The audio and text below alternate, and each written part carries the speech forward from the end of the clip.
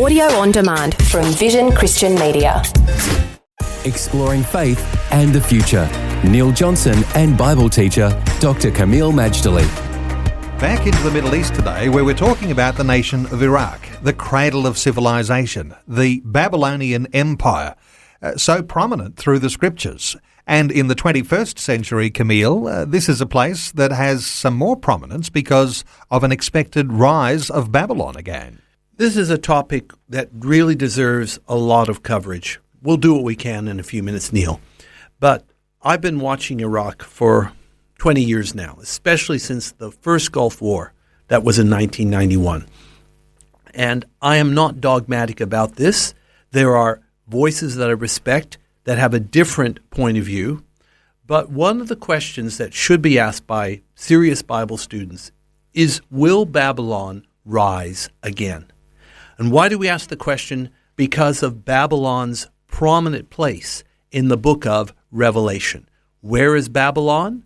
Right smack dab in the middle of the nation of Iraq. Tell us more. This is very important in Bible prophecy and something we can observe simply by watching the news media. Okay, why is it important?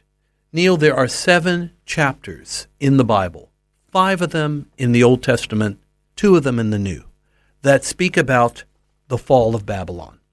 And one wonders when you consider that some of the most fundamental Christian doctrines don't even have 7 chapters, yet this city of rebellion against the living God gets 7 chapters. Why all this attention?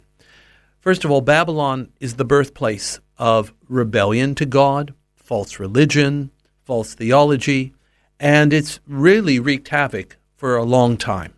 Babylon is also a very cruel place, and its human rights abuses are unspeakable, including how they treated the people of God. In fact, God promises it's going to be meted out to you as you've done to them. And then, of course, I guess it's just the justice of God. The fact is that Babylon has caused a lot of trouble, and now it's going to get its just desserts. For years, people have taught, as Bible teachers, that Babylon has been destroyed, it's a fulfillment of prophecy, and yet that is not correct. Babylon, as far as I know, has never been destroyed. It's more like been in decline and buried under the Mesopotamian dust for millennia. There are certain key passages in those prophecies, like, for example, when Babylon's destroyed, it's the day of the Lord. It'll be in 1 day, in 1 hour. It'll be when the sun, moon, and stars do not shine. And when it's destroyed, it'll never be inhabited again.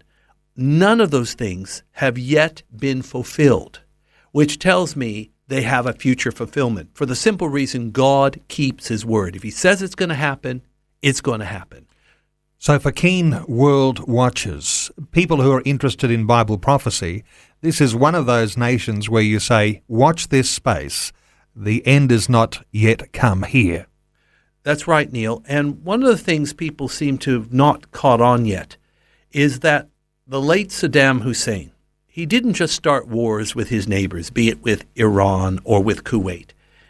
He also rebuilt Babylon, the city, and he did it according to the instructions found by the archaeologists that came at the beginning of the 20th century. It was a very impressive city in antiquity, and Saddam wanted to rebuild it. Rebuild it because, of course, Babylon represents the great empire. It represents Nebuchadnezzar. Nebuchadnezzar is the builder of the greatest city that ever existed, and also he is the conqueror of Jerusalem. Saddam wanted to follow suit, and even with Saddam's demise, the current Iraqi government has also wanted to invest in Babylon. It's even got its own area code. So when it comes to Iraq, let's watch and see if Babylon rises again. Faith and the future with Neil Johnson and Dr. Kameel Majdali from Teach All Nations. Find articles, videos and podcasts from Dr. Kameel, plus today's and other episodes of Faith and the Future in the Vision app or at vision.org.au. Thanks for taking time to listen to this audio on demand from Vision Christian Media. To find out more about us, go to vision.org.au.